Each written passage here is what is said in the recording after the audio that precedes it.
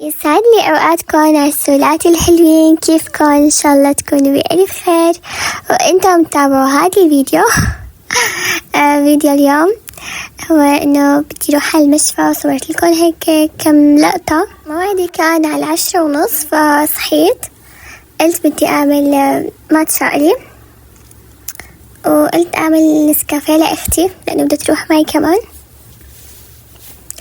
فهون عم جهز الماتشا إلي ونسكافيه. فقلت لكم إنه أخذت موعد على 10:30. ليش؟ لأنه بعض الأحيان كتير إنه عم تجيني نخزات كتير قوية وتوجع صراحة، وأحيانا بضيق نفسي علي كمان، فاضطريت إنه أخذ موعد لشوف شو المشكلة وليش هيك عم يصير معي، إنه النخزات أبدا ما عم تتركني.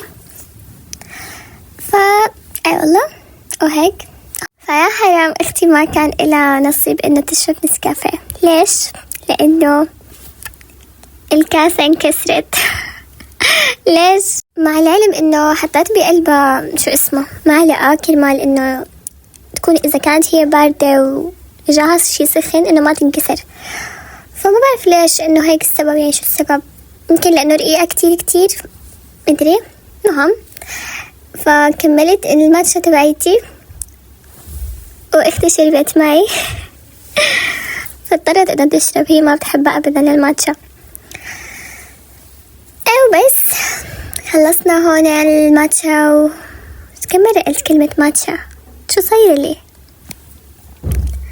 يلا بنترك كلمة بنستلم كلمة.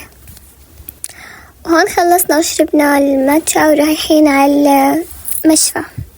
هون بالطريقة مصور لكم أول ما طلعنا، مصور لكم الأجواء والجو كان شمس، الجو كان حلو. فهون رايحين والطريق والله كان شوي بعيد يعني. وأخيرا وصلنا، مصور لكم هون جنب المشفى، شوفي شغلات وهيك.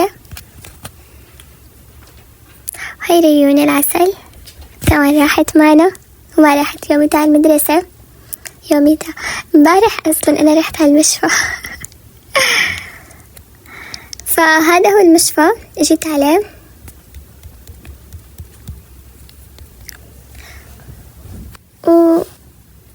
وصراحة كان ما في زحمة، هو بتاخدوا موعد على الجوال تمام، وعلى موعدكم انه بتوصلوا بتفوتوا عادي. انه جينا على التصوير عشان يصوروا لي يشوفوا انه شو المشكلة ليش هيك عم يصير. فالمريضين كلهم ختارة إلا أنا الوحيدة بيناتهم إنه هيك صبية صغيرة. كله ختارة، بس بالمعنى الحقيقي أنا الختيارة وهن الصبايا صراحة. وهون خلصنا تصوير وطلعنا، والحمد لله إنه طلع ما في شيء أبدا سليم بفضل الله، يعني بإذن الله بفضل الله. بس كتبوا لي مسكنات، قالوا لي إنه من التعصيب ومن الحالة النفسية إنه كل ما بتزعلي بيصير إجباري معك هيك، فانتبهي على حالك، وكل ما صار معك هيك خدي هدول المسكنات. فبس والله. وهون طلعنا واشترينا فستق ورايحين على البيت هلا. وهيك كان يومي، مو يومي والله صراحة، هو ساعتين ما طولنا يعني. وهلا راجعين على البيت. مدري بخبص كتير بالحكي، ما تحملوني. وهلأ وصلنا على البيت. فأجيت على البيت لقيت واصلين غراض من ترينديول، موصين عليهم أنا وماما، وفي منهم كمان لمرت أخي. هلأ فرجيكم ياهن. هي أنا وصلت عليها، بينحط فيها سائل الجلي واللي فيهن. أنا وريان عم نستمتع. شو ما بدكم تحطوا فيها، بس إنه مكتوب تتعلق من الخزانة من جوا، كتير حلوة ومرتبة عشان ما تبقى اللي فيها هيك على المجلة ويبقى شكلها مو حلو. وهنا نعمل راحة نفسية أنا وريان منطقطق هذا الكيس، بتعرفوا. كتير بحب إنه ضل طقطق فيه. وهذا كمان ماما وصت عليه لرمضان. تعرفوا أجواء رمضان ما بتصير غير بالزينة وهيك، يعني شغلات وحركات. فهوني أنا عم صور وريان عم تساعدني، تقبش قلبي، بتساعدني بكل شي، بتحب تشارك. وفتحنا الكيس وكان فيه مليان كيس، مو كيس واحد. وهذا هو الماما اللي وصت عليه، كتير حلو بجنن عن جد، كتير كتير بياخد لائله حلو.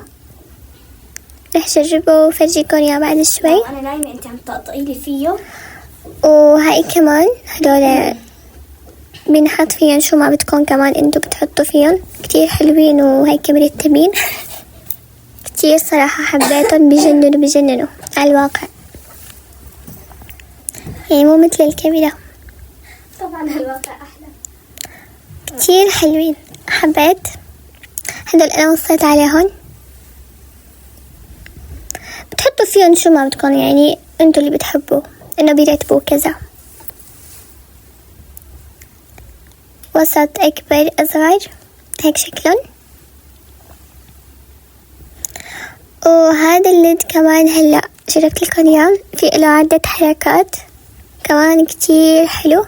ممكن بس نفتحه ونزين البيت. رح نفرجيكم على رمضان، قبل رمضان بإذن الله تعالى. في له مثل ما قلت لكم عدة حركات فيكم تحطوها، فيكم تبقوا كمان انه الضوء يكون ثابت، كمان بيكون كتير حلو هادي.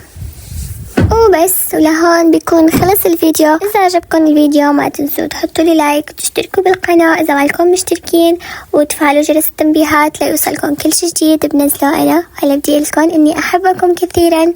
سلام.